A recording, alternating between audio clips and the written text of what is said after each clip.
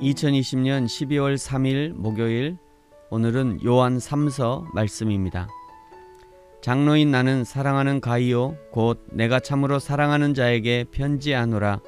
사랑하는 자여, 내 영혼이 잘됨 같이 내가 범사에 잘되고 강건하기를 내가 간구하노라.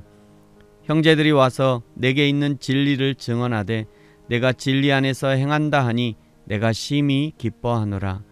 내가 내 자녀들이 진리 안에서 행한다함을 듣는 것보다 더 기쁜 일이 없도다.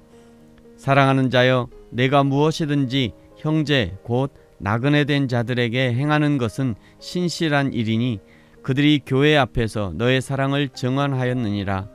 내가 하나님께 합당하게 그들을 전송하면 좋으리로다. 이는 그들이 주의 이름을 위하여 나가서 이방인에게 아무것도 받지 아니함이라.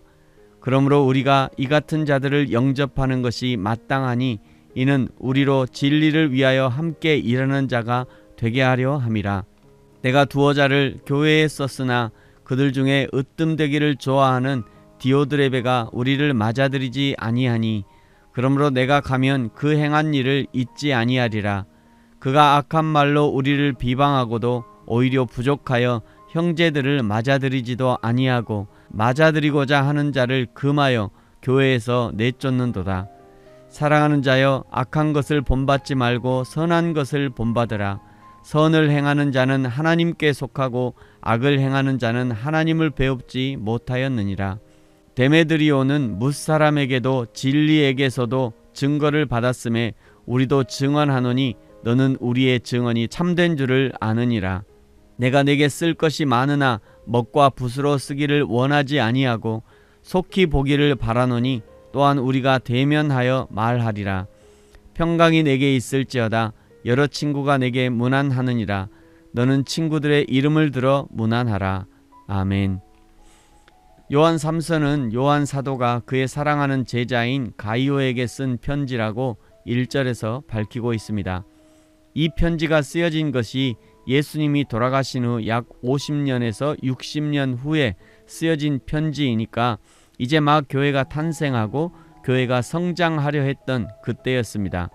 사도 바울은 이방인 전도를 위하여 온 아시아와 유럽을 순회하면서 전도를 하고 있었고 예루살렘에서는 예수님의 12제자를 중심으로 하나님의 교회가 자리를 잡아가고 있던 상황이었습니다.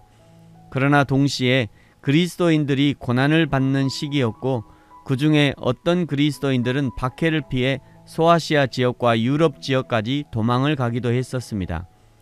그러면서 도망을 간 지역마다 교회를 세우고 그리스도인들을 격려하는 사역을 감당했었습니다.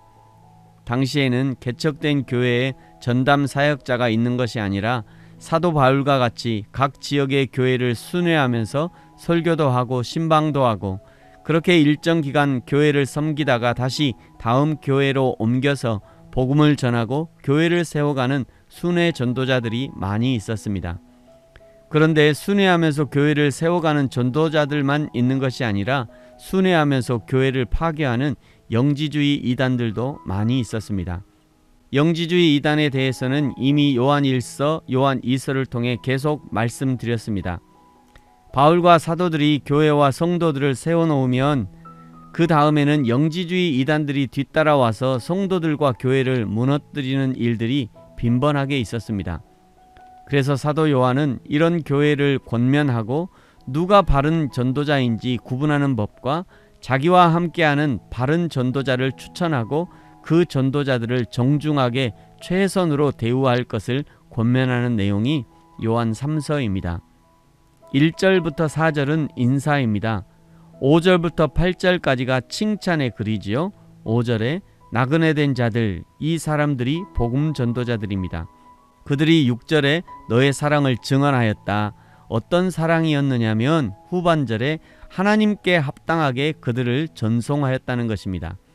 가이오 장로가 순회 전도자들이 이 교회에 오면 다음 교회까지 가는 여비를 준비해 주었다는 것입니다. 그래야 다음 교회까지 걱정 없이 갈 수 있고 복음 전도에 전념할 수 있기 때문입니다.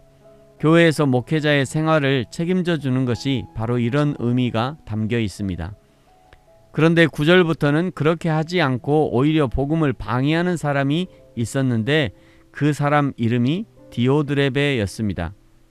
디오드레베는 10절에 악한 말로 비방하고 형제들을 맞아들이지도 않고 교회에서 내쫓기까지 했습니다. 그래서 당부하는 것이 11절입니다.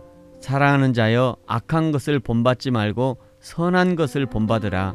선을 행하는 자는 하나님께 속하고 악을 행하는 자는 하나님을 배웁지 못하였느니라. 본받아야 할 선한 일이 무엇인가? 하나님께 영광 돌리는 일, 하나님을 사랑하는 일, 이웃을 사랑하는 일, 이웃을 섬기는 일, 하나님의 교회를 세워가는 일, 사람들을 구원으로 인도하는 일, 세계와 열방에 복음을 전하는 일 등이 본받아야 할 일입니다. 이런 일들은 하나님의 성령이 우리의 심령 가운데 기쁨으로 알려주시는 것들입니다. 본받지 말아야 할 사역 역시 내 안에 살아계신 성령께서 불편함과 부끄러움과 죄책감으로 알려주십니다. 성령께서 알려주심에도 불구하고 그냥 해버려 이렇게 하면 그것이 성령을 회방하는 일이 되는 것이죠. 사랑하는 성도 여러분, 저와 여러분이 날마다 여호와 하나님을 기쁘시게 하는 일을 본받아 여호와 하나님을 기쁘시게 하나님의 교회를 세워가며 이웃 구원을 위해 힘쓰는 저와 여러분이 되어지기를 예수님의 이름으로 축복합니다. 아멘.